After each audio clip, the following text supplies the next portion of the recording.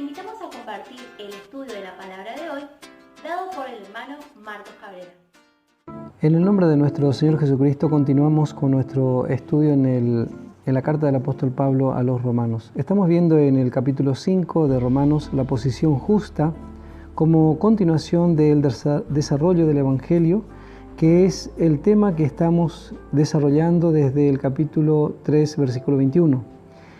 En los primeros 5 versículos de este capítulo hemos visto los 7 resultados seguros que siguen a la aceptación nuestra de Cristo, los cuales nos capacitan para triunfar sobre la vergüenza y el sufrimiento. Pablo mismo es un ejemplo, se gozaba en esa maravillosa experiencia en la cárcel de Filipo, donde él y Silas, con sus espaldas cortadas por muchos azotes y sus pies también asegurados en el cepo, cantaban alabanzas a Dios en la medianoche. Podemos leer estos versículos en Hechos, el capítulo 16, versículos 23 al 25.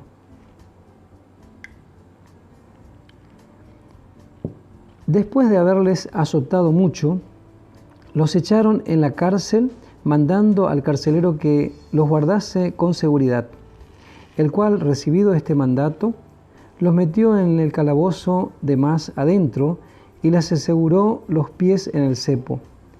Y el verso 25 dice: pero a medianoche, orando, Pablo y Silas cantaban himnos a Dios, y los presos los oían.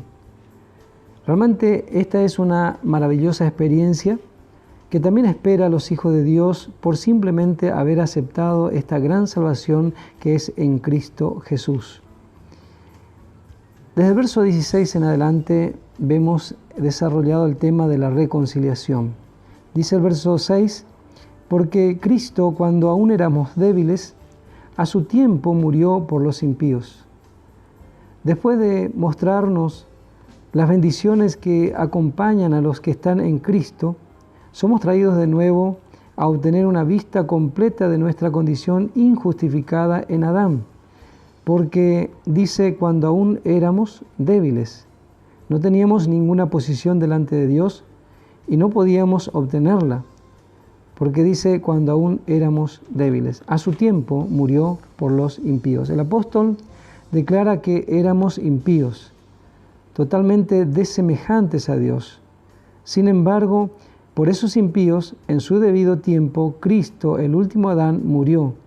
A su tiempo, dice, murió por los impíos. Verso 7, ciertamente apenas morirá alguno por un justo.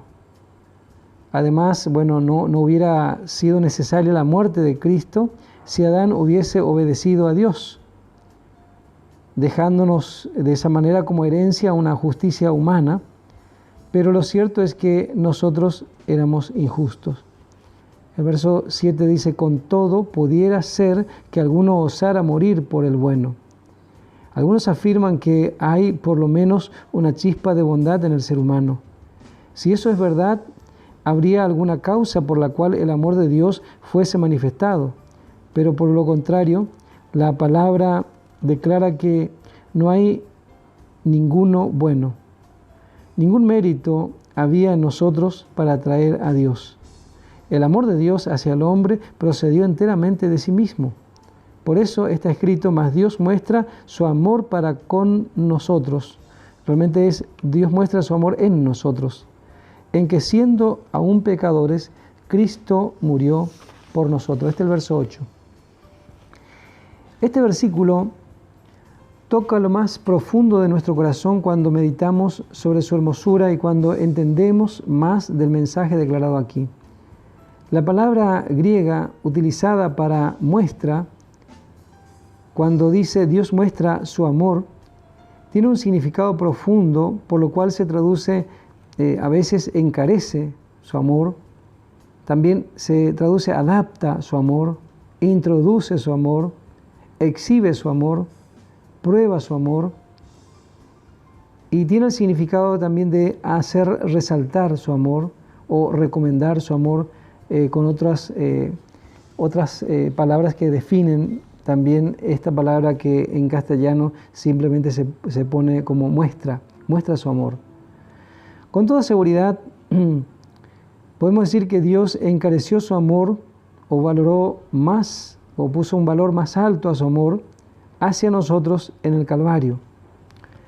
Dios también adaptó la profundidad, la altura, la longitud, la anchura de su amor cuando Cristo murió por nosotros en la cruz del Calvario, ya que tuvo que soportar ver a su Hijo que salió de su seno, que le amaba, ser hecho pecado por sus criaturas que no le amaban. También podemos decir que Dios introdujo su amor en nosotros en la cruz, como dice en Colosenses 1:27, a quienes Dios quiso dar a conocer las riquezas de la gloria de este misterio entre los gentiles, que es Cristo en vosotros, la esperanza de gloria. Él introdujo en nosotros la misma vida de su amado Hijo. En 1 Juan capítulo 4, versículo 19, declara así el apóstol Juan: nosotros amamos porque Él nos amó primero. Dios anhela que pongamos nuestros ojos sobre su amor hasta que en alguna medida estemos enterados de su magnitud. Con razón, Juan, conocido como el discípulo del amor, nos recomienda observar atentamente ese amor. En 1 Juan capítulo 3, versículo 1, él dice: mirad cuál amor nos ha dado el Padre. Dios exhibió su amor en el Calvario. El carácter de su amor fue puesto allí para que todas las criaturas pudieran maravillarse.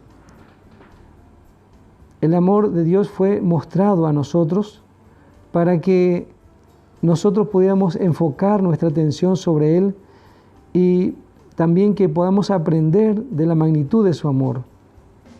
Ningún amor puede ser comparado al amor de Dios. Y donde nosotros vemos realmente el amor de Dios es en la cruz del Calvario.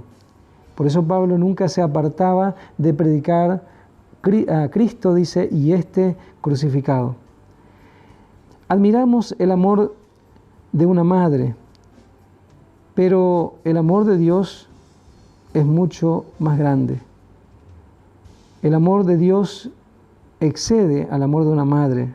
Una madre ama a su débil bebé que le ama a ella. Es su carne, es su hueso, una parte de ella misma.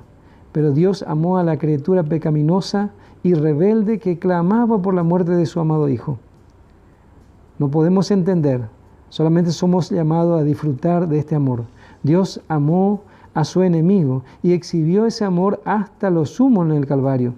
Realmente aquel amor que fue exhibido en la cruz es un misterio. Y cuando meditamos en la obra que hizo Cristo en la cruz del Calvario, doblamos nuestras rodillas en adoración a Dios, que es el autor de tan grande amor. Él asegura que encarece su amor hacia nosotros y mucho más. Dios probó su amor. También es otra palabra que es usada para traducir esta palabra, mostró su amor. Dios probó su amor en el Calvario. Allí fue probado hasta lo sumo. Todas sus entrañas fueron movidas.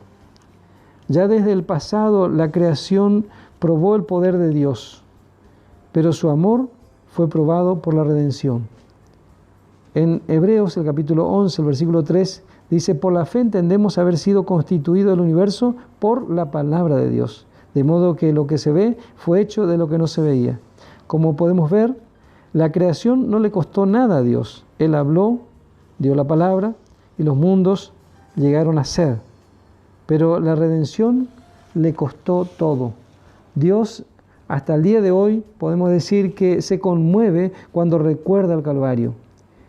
Mientras no solamente fuimos impíos por naturaleza, sino pecadores por práctica, el don del amor de Dios, el último Adán, vino a redimir y restaurar lo irremediable. Versículo 9 sigue diciendo: pues mucho más, estando ya justificados en su sangre, por él seremos salvos de la ira. Este versículo y los versículos 10, 15 y 17, 4 veces vemos la frase mucho más. Y estos mucho más es en favor de Cristo a causa de las bendiciones que ha traído a la humanidad. El versículo 9 entonces dice, pues mucho más estando ya justificados en su sangre, por él seremos salvos de la ira.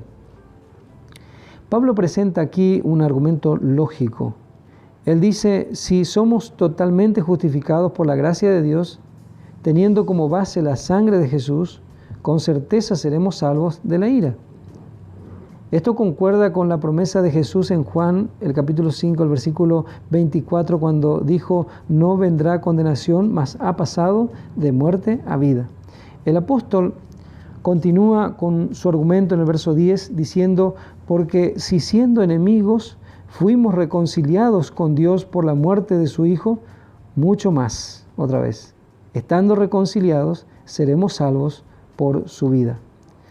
La reconciliación ya ha sido efectuada, sea que la disfrutemos o no. Esta es la decisión del juez. Siendo enemigos, fuimos reconciliados con Dios por la muerte de su Hijo. Esto hace referencia a la muerte de Cristo como el sustituto de Adán. Adán, la cabeza caída. Pero las palabras finales de este versículo, salvos por su vida, se refieren a la resurrección de Cristo como el último Adán, espíritu vivificante, como dice en 1 Corintios 15, 45. Y hacemos bien en leer estas citas, los versículos anteriores, los que siguen, y vamos a ser beneficiados mucho más. Como dice acá, mucho más, estando reconciliados, seremos salvos por su vida. La vida del último Adán debe ser apropiada para ser gozada. En otras palabras, la vieja creación entera fue muerta en la muerte de Cristo, pero solamente aquellos que aceptan su muerte como suya propia son levantados a una nueva creación. De estos se dice que pasaron de muerte a vida. Entonces Pablo añade el verso 11, y no solo esto, sino que también nos gloriamos en Dios por el Señor nuestro Jesucristo, por quien hemos recibido ahora la reconciliación. La obra de Cristo, como el último Adán, está ante nuestros ojos aquí. Pablo está abriendo camino para la siguiente enseñanza fundamental, la cual es la verdad básica para la Iglesia, las dos cabezas de la raza humana. Él, en este tema que él toca del verso 2 en adelante, él presenta las dos cabezas de la raza humana con la correspondiente responsabilidad sobre cada cabeza y su resultado también a la familia humana. Cristo ha obtenido mucho más que lo necesario para la humanidad en la cruz del Calvario. Pero los otros dos mucho más lo veremos en los versículos 15 y 17 en el tema siguiente. Entonces el verso 11 dice, y no solo esto. Pareciera que ya basta con todo lo que ya nos ha dado, pero no solo esto, dice Pablo, hay mucho más, sino que también nos gloriamos en Dios por el Señor nuestro Jesucristo, por quien hemos recibido ahora la reconciliación. Realmente es grande la salvación que tenemos en Cristo Jesús. Por eso estamos viendo que el apóstol está desarrollando desde el capítulo 3, el versículo 21, está desarrollando el tema justamente del Evangelio o la buena noticia, que es esta salvación que tenemos en Cristo Jesús con todos los resultados a nuestro favor. Que el Señor bendiga ricamente a cada uno.